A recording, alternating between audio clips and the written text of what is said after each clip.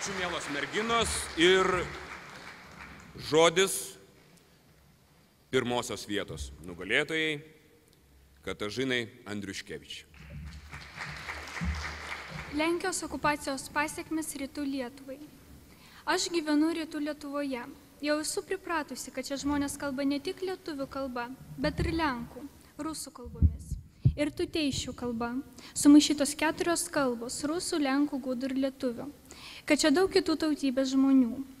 Rytų Lietuva - etniškai mišrus regionas rytinėje Lietuvos dalyje, susidaręs nuo 17 iki 20 amžiaus, suslavėjus iki tol ištisai lietuviškoms teritorijoms. Rytų Lietuvos suslavėjimas 20 amžiuje turėjo didelį įtaką Rytų Lietuvos sienų raidai. Tarpukariu lėmė Vilniaus krašto okupaciją, o kartu ir priešiškus Lietuvos ir Lenkijos santykius. Rytų Lietuva 20 amžiuje buvo polonizuojama. Pradėtas ten gyvenusių lietuvių, rusų, žydų diskriminavimas ir teroras.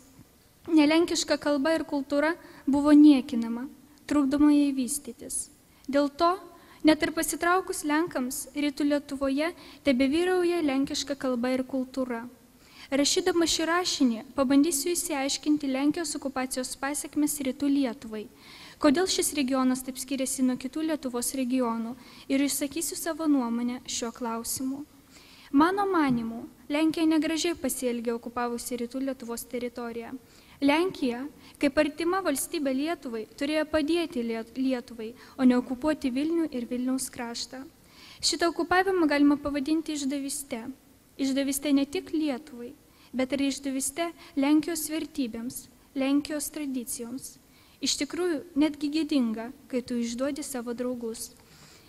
Labai negarbinga užpulti ilgaamžę sąjungininkę ir jėga pasiglemžti jos sostinę.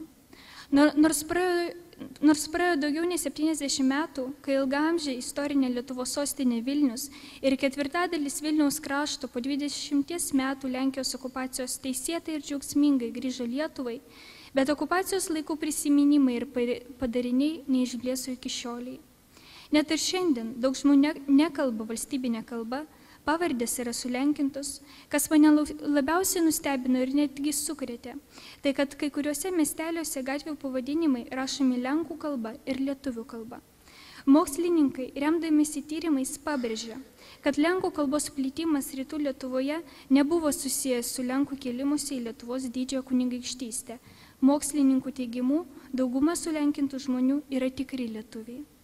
Per 2 dešimtmečius Lenkija nuskurdino ir nutautino etninės lietuvių žemės. Vienas iš padarinių - kultūros sužlugdymas. Mano nuomonė, lietuvių kultūra labai nukentėjo Rytų Lietuvoje. Čia prigijo lenkų kultūra ir gana sėkmingai jį gyvuoja iki šioliai.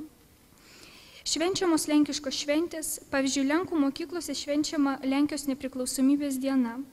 Aš manau, kad tai yra labai keista ir apie kokį naikinimą Lietuvos okupacijos padarinių galima kalbėti, jeigu Lietuvoje švenčiame Lenkijos valstybės šventės. Per šventės, kaip derliaus šventė, užgavėnės ir taip toliau, dainuojama lenkų kalba ir dėvimi lenkų tautiniai drabužiai. Rytų Lietuvoje yra daug lenkų tradicijų, papročių, kurie yra saugomi ir puoselėjami. Sulenkėdami žmonės neteko tūkstančius skurtos gyvenimo sanklodus, turtingos tautosakos ir kitų dvasinių lobių, kurios stengtasi bent gelbėti nuo visiško pražuvimo. Tiesą sakant, sunku sugalvoti, kaip aš galiu prisidėti naikinant Lietuvos okupacijos padarinius Rytų Lietuvoje. Iš vienos pusės aš viena nelabai galiu ką pakeisti, o iš kitos pusės netgi mažas akmenėlis gali pakeisti upės tėkmę. Aš galiu puoselėti lietuvių kultūrą, galiu laikytis lietuvių tradicijų, kalbėti su draugais arba šeimoje lietuvių kalba, domėtis Lietuvos istoriją ne tik per istorijos pamokas, bet ir laisvalaikiu. Bet svarbiausia, turi prisidėti valdžia. Šiandien gyvenantis Rytų Lietuvoje lietuviai dėl mūsų valdžios aplaidumo jaučiasi lyg vėl gyventų okupacijoje, o tai mus veda prie savotiškos tautiškumo erozijos, kurią išnaikinti bus labai sunku. Lietuviai neturi tokių gerų sąlygų mokymuisi, kokios sudaromos kitataučiams, o ir lietuvių kalba neturi reikiamų valstybiniai kalbai statuso. Reikalingas mūsų valdžios, visuomenės didesnis aktyvumas. kad ilgamečių okupacijų padariniai etninėse lietuvių žemėse būtų naikinami ir lietuviai nesijaustų skriaudžiami. Ačiū.